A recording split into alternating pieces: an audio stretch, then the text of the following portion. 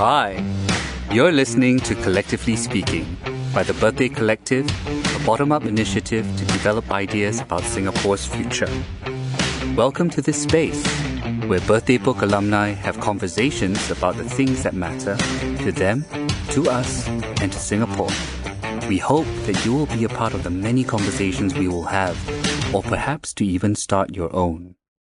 And now, onward with the episode.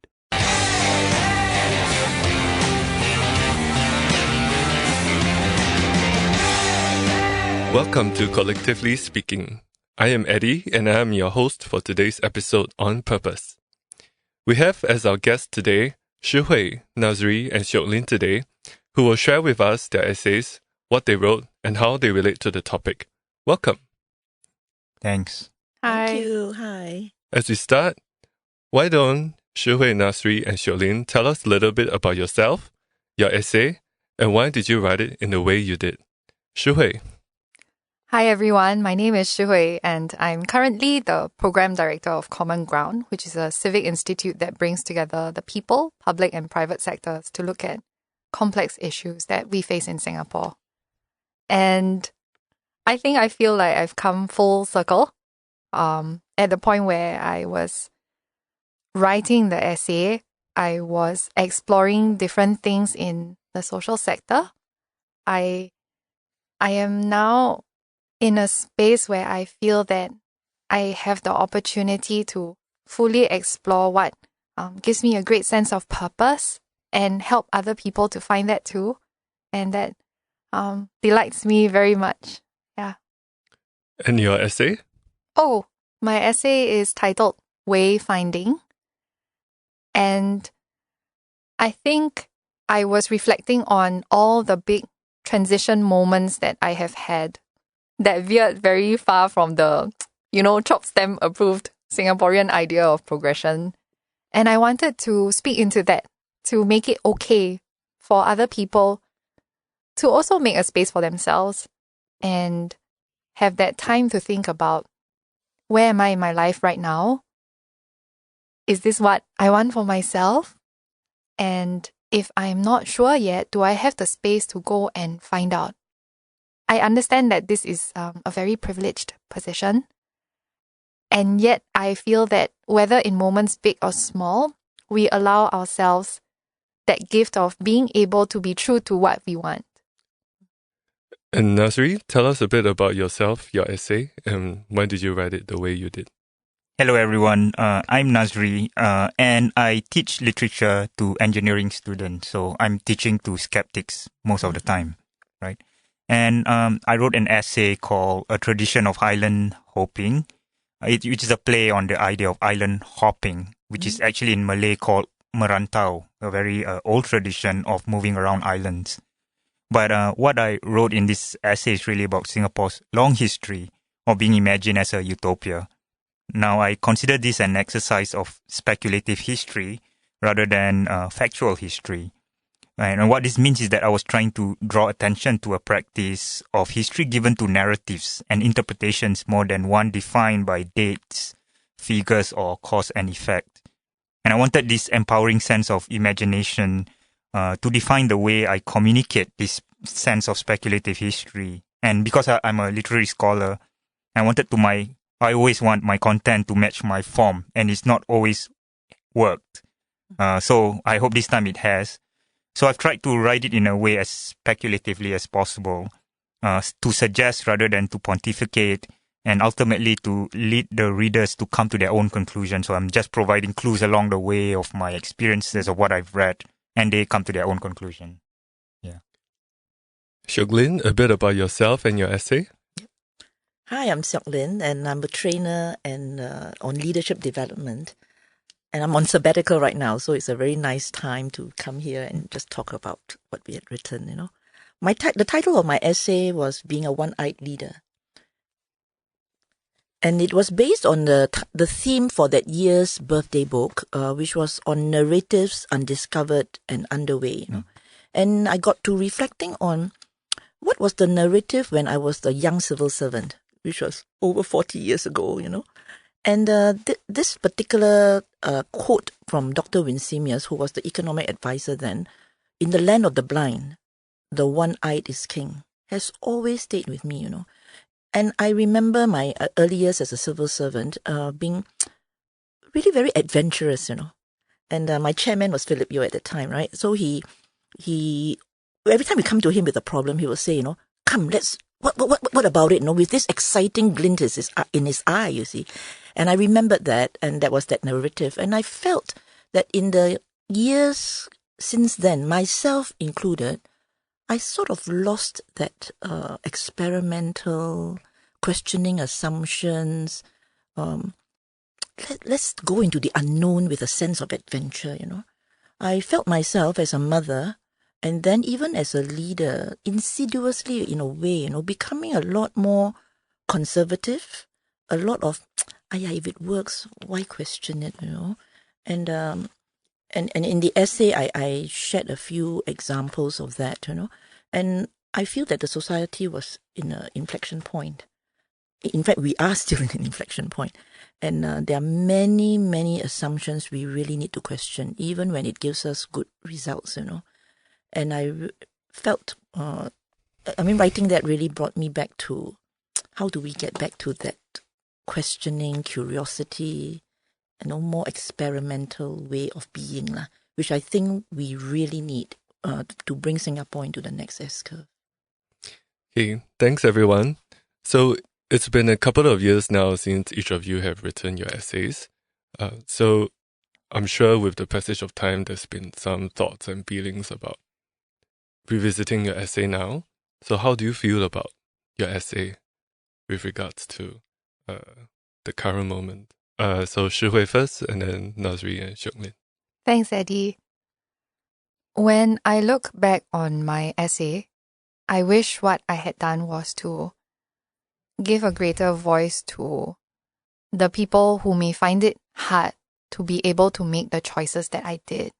I think that I didn't recognize fully how much privilege I spoke from.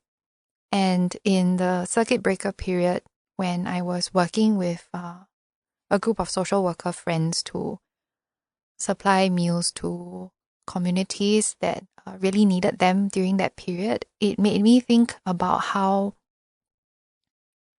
much space we had to say the choice that we really want. And that came about because of a really interesting episode.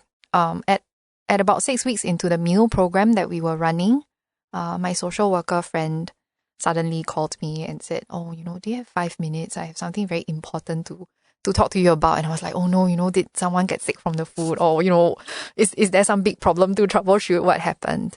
And when I answered the call, she started by apologizing a lot, She started by saying that, everybody really loves the food. It's really nice to have warm food regularly every day. And I was thinking, hey babe, if you have something to say to me, I think you can say, do trust the friendship that we have and say it straight to me.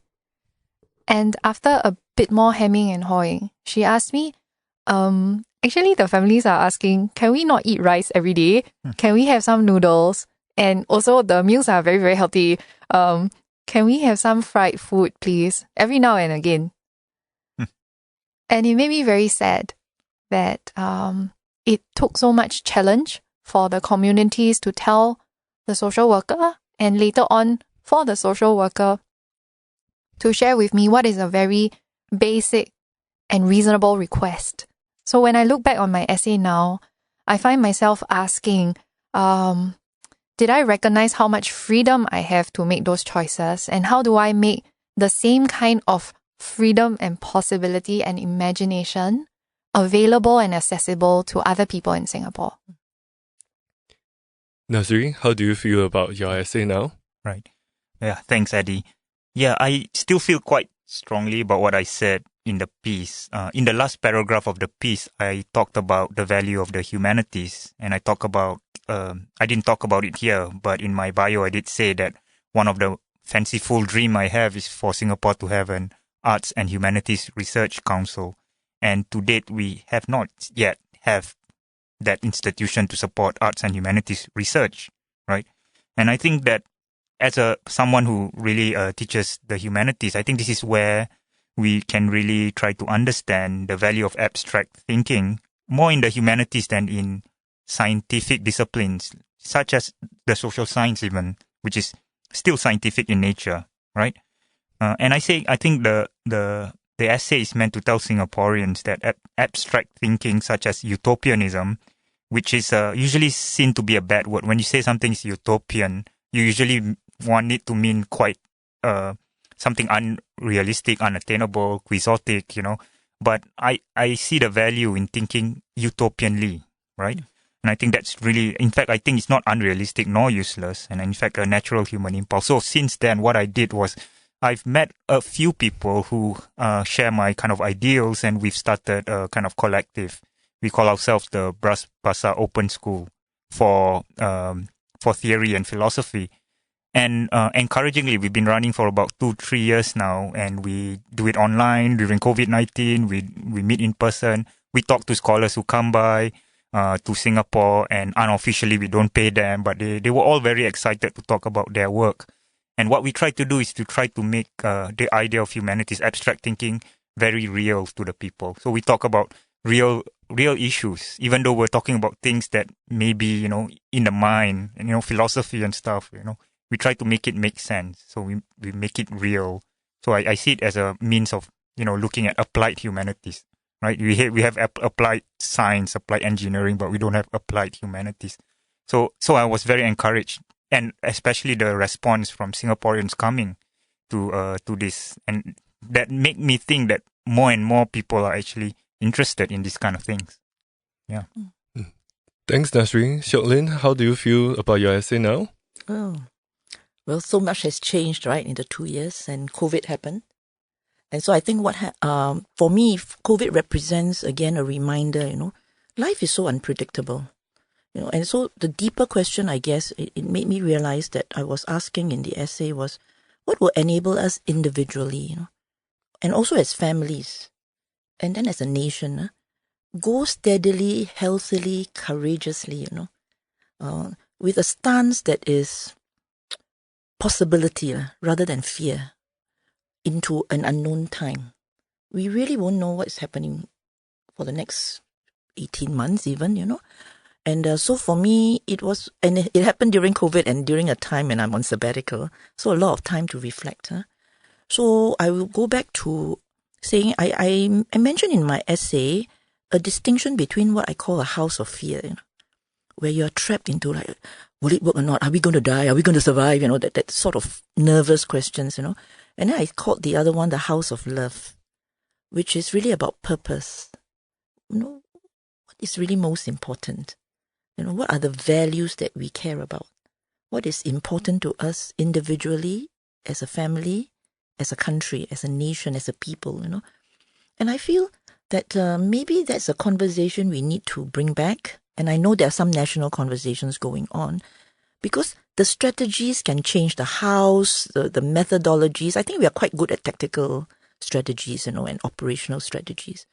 But I think we really need some guiding vision, some guiding values, about who we want to be, as I say, as individuals, as a people, that would be almost like a beacon of light moving forward, I hope that from these national conversations that are taking on, they are happening in Singapore, that this will emerge clearer for us, and like what Shihui said about COVID and the food program. I mean, there are so many social issues that have emerged as being important, So what are the priorities that we have? Thanks everyone for your comments. We're now just going to your essays. Shihui, your essay shared about your personal journey as you change careers and much more.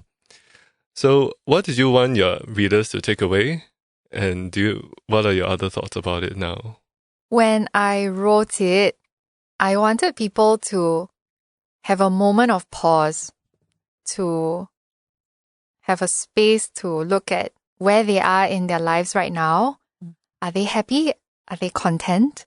Are there big questions that they would like to explore for themselves? the funny thing is, Nazry, I'm one of those engineering students. I see. Are you? And I wish I didn't listen to my parents to make the very pragmatic choice to drop literature. So my parents were like, you want to do humanities, right? Obviously, choose the ones that you will do very well lah. I see. You did some theatre as well. I did, but those choices were made much later in life. And I think when I look back at myself when I was 15 and at that choice point, now I feel the regret of dropping literature. And I had so much to learn about people from being in the social sector. And I struggle with it sometimes because when I first made the transition out of engineering into the social sector, sometimes I would meet some people and they would ask me, oh, what did you study? And I would say, oh, I qualified as an aeronautical engineer. And they'll be like very curious about it, right? And then after that, they'll be asking me, so what are you doing now? And I'll be like, oh, I'm in the social sector. And they'll be like, huh? Then you can see the question mark. Then some of them will actually ask me, don't you find it a waste of your engineering degree that you are not practicing anymore? And some of them would ask,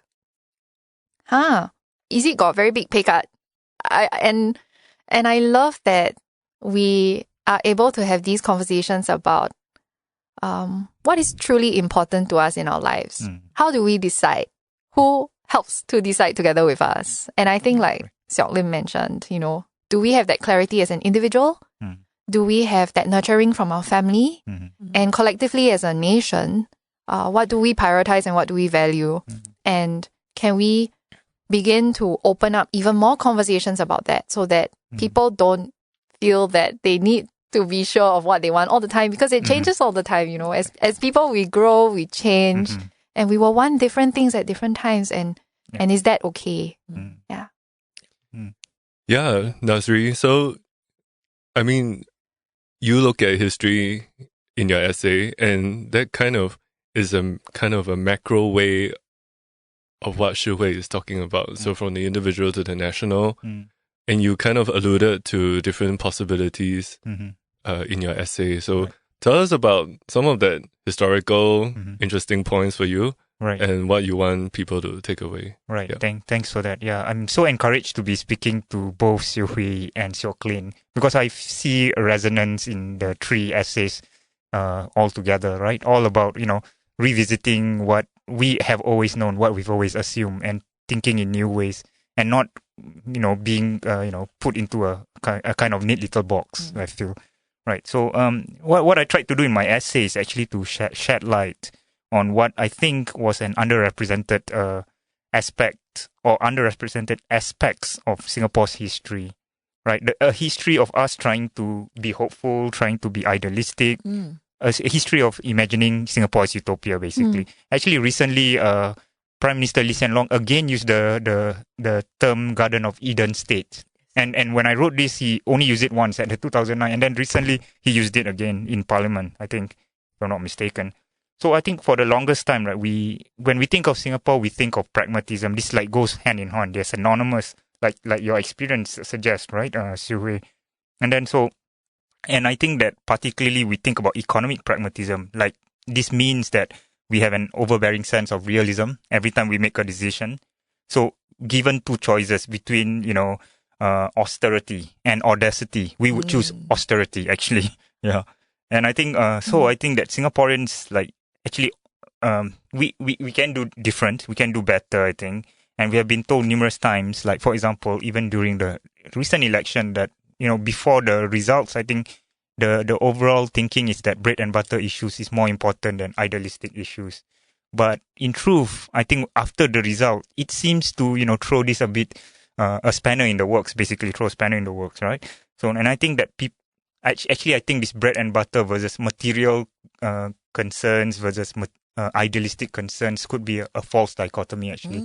So, and I think we, for the longest time, have upheld Maslow's hierarchy of needs and thinking that this is the way Singaporeans are, in fact, all humans are, when actually I don't think so. Yeah. I think actually these needs are mix and match. In academia, we talk about intersectionality. We use that for identity politics or identities. But I think there's also intersectionality in the needs kind of, So someone who's actually struggling also have dreams, Yes. right? Yep. Someone who is not struggling also worry about their bread and butter issues, right? So we are, very complex creatures that we're normal human beings to me, right? So what I wanted to maybe people to walk away with is to understand maybe there is no such thing as a hierarchy of needs, that there, or even a dichotomy of needs. And what I wanted us to think about was to possibly rethink a reconstitution of our own sense of self and what we could achieve if we do that. Yeah. Great. Yeah. So thanks very much, Nazry. Seok Lin, so your essay was also interesting in that it had two very fascinating exchanges, also looking at kind of the polarities that we've been talking about, the polarity of pragmatic and idealistic. So could you shed light on what those two exchanges were and what do you think you want people to take away from your essay? Yeah. I really love it that, we haven't met before this, Yeah. Nazry and myself especially. I mean, I know Shihui from 2 years ago, actually. We haven't met I think I've met you before once, right? Yes. Yes. Yeah. But, and then different essays in different books. Yes. But similar themes, And one of the things, when you talk about two exchanges, just to make it explicit, one was the exchange at maybe a policy level, is a national conversation in a way. I mean, in a room full of decision makers, Then the other exchange is actually at the family and personal level. But as we all have come together to say, actually there are still human conversations, And so I think we need to get back to basics. To what does it mean to be fully human? What does it mean to be fully alive as a person? To create that environment in the family where everyone gets to dare, to try out something that would bring the best out of themselves, And then I think this will all multiply to the national level. And I just love the word that Nazry said, audacity. If you talk about the one-eyed, I mean, I didn't use that word, but I love that word, It was audacity, yet tempered with clarity of who we want to be and where we want to go. And that gave courage, you see. And I saw for myself, one of the challenges when we lose that zest or sense of freedom and lightness, you get very heavy and burdened. And as a mother, I began to see that for myself. And we are in the middle of PSLE, by the way, So, yeah. Many families today, this weekend, are asking all the nervous questions. Right. Will my child make it? Will he succeed in life, And the exchanges, by the way, if you read the essay, were really about the questions we ask ourselves. Because words create worlds. Like when you use audacity, wow, I mean, immediately it brought a smile to my face, like, oh, wow, we are in a great adventure here, And I think we are, in a way, the spiritual dimension and the emotional dimension of our country, especially with COVID, there has been a heaviness. And I don't want to dismiss that. It is a serious and the biggest challenge of our generation. But we need to bring back that daringness, that, hey, we went through one phase, where we didn't even know whether we will survive in 1965, And we still have that spirit of bravery, courage, clarity, audacity, to be where we are today. And if you can just lighten that with the seriousness of the situation, I think you will really bring out the best of us. And this conversation, actually, I'm just bringing it up now, actually brought that distinction for me from my essay. That it is not either or. It's a very false dichotomy. We can be austere and audacious. We can be prudent yet spontaneous, or generous or whatever, But we just need to be clear. I mean, polarity, managing the polarities, It's not either or. It is really managing the tensions. And if I can put it, it's merdeka. It is giving that freedom of spirit tempered with humility. We don't have all the answers, and it's okay. And let's find the answers together. But can we ask the appropriate questions that will guide us? And the appropriate questions that will generate in us that curiosity, that learning, that pioneering spirit that brought Singapore from third world to first world, and will bring us through this very challenging time, and create a experience that will really mold this generation in a togetherness. Yeah, I think maybe, it's really, thank you to Khee Shihui and Nazry, because I really see the similarities in some of the narratives that emerged. Wow, thanks so much, Seok Lin. So we're now coming to the close of this episode. So I was wondering, we have already said so much about the current situation that we're in, but just as a parting thought to potential listeners, what is a short phrase or a short sentence that you are thinking of from your essay or from the themes of your essay that can that people can really take away with as a thought, perhaps for the day? Shihui, would you like to start first? I'm going to be a bit greedy and try to jam in 2 or 3 sentences. Sure. And I would love for people to think about who I am today, what matters to me today, and will I give myself permission to go after what I care about. Okay. Yeah. Who I am, what matters, and the permission. Okay. To audaciously chase it. Yeah. To be audacious about it. Okay. Nazry? Yeah, I'm also going to be a little bit greedy as well.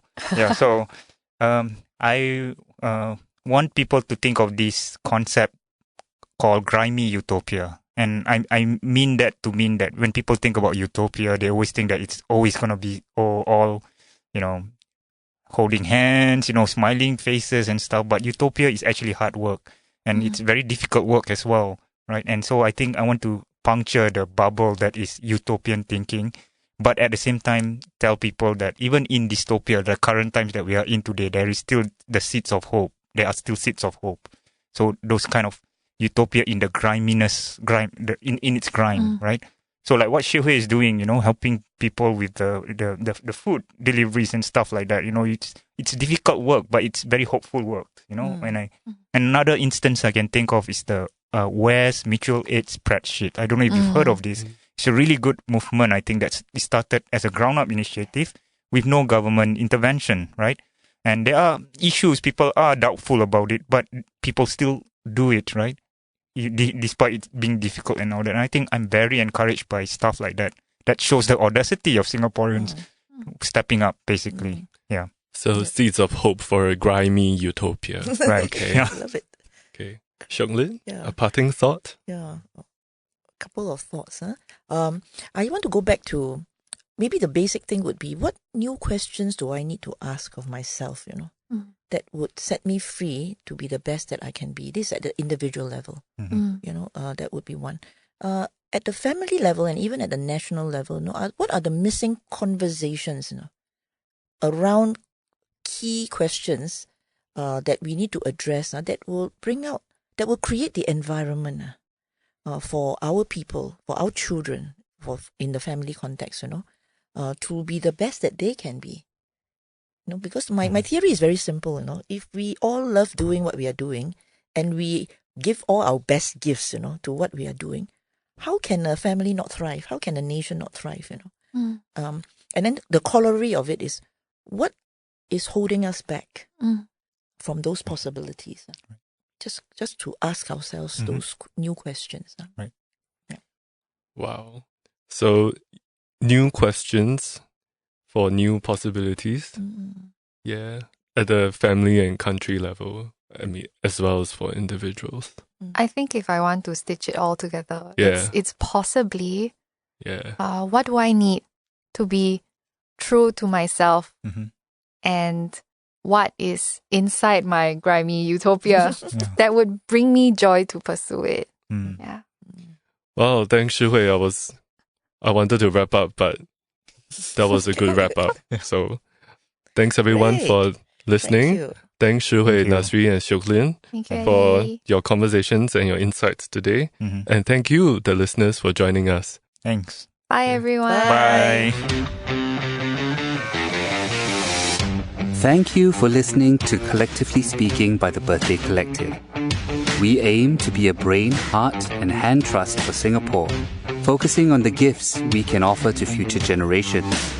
To find out more, visit our website at thebirthdaycollective.com and follow us on Instagram and Facebook at The Birthday Collective.